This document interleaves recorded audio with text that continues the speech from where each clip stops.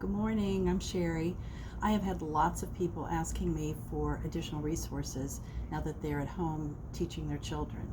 And so I thought over the next week or so what I would do is pick a different subject matter and show you different things that we have that might help you while you're at home teaching. Today we're going to work on spelling and vocabulary. And a couple things that I want to show you, both workbooks as well as manipulatives. Spectrum makes a series of workbooks for spelling. I'm showing you here grades 1 through 5. And just to give you an example of what's included, if we look at the table of contents, if I can get it open here.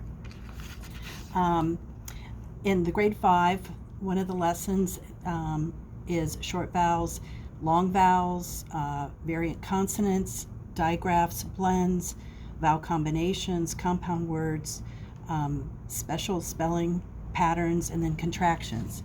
And each lesson pertains to that particular skill set. And that's where you're going to get your spelling words for that particular lesson. They come in grades 1 through 5. Another suggestion, I know me personally, I do best when I'm doing something. So manipulatives for me are really important. So I'm going to show you a few different games that you can practice spelling words with that are all word games. The first one is Word Around, and it's for ages 10 and up, so probably for a little bit older child.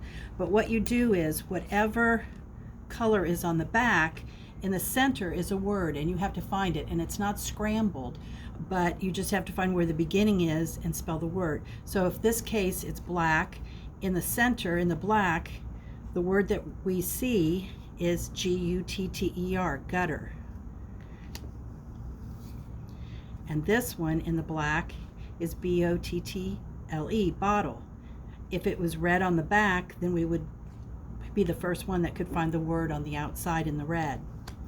Word Spiel is another game where you deal out the cards, and how you play is first person lays down a word that they have in their cards that they're holding, and you can build off of. So if, let's say, the first person laid down the word hey, I could lay down and continue you.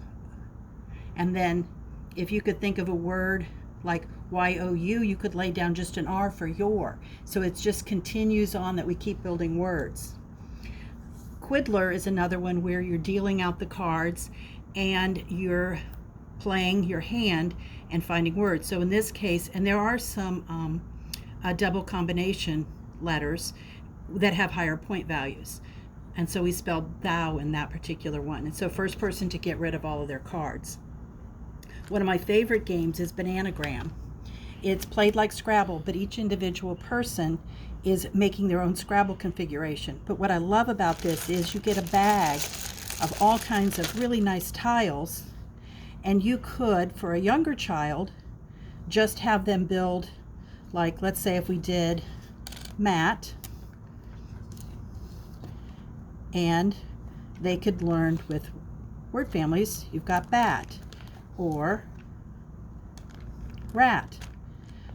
For an older child, they're spelling words, you could just have them do the Scrabble configuration just with the letter tiles.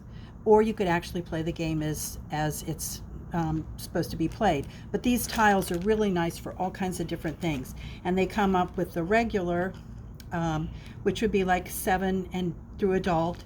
They've got My First with bigger tiles, and then the apple letters where you just do crisscrosses with the letters. So a beginning Scrabble.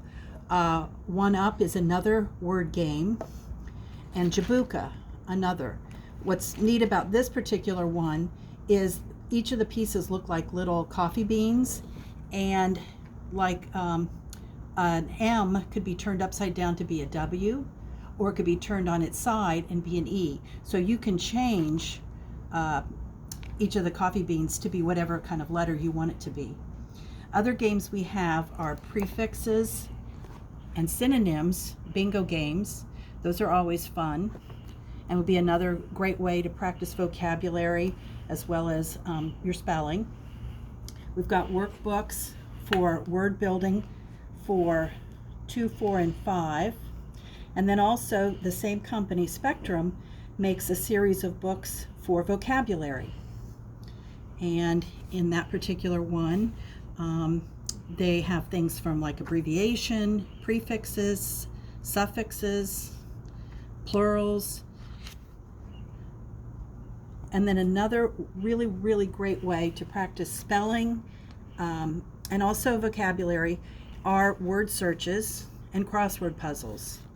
And what's nice on some of the younger with the word searches and crosswords, they give you a word bank, so the child doesn't necessarily have to know how to spell the word initially, but they go and then try to find it.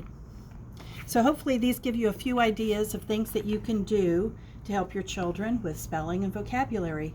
And then check back with us in the next day or so, and we'll have another subject that we can share some ideas for you.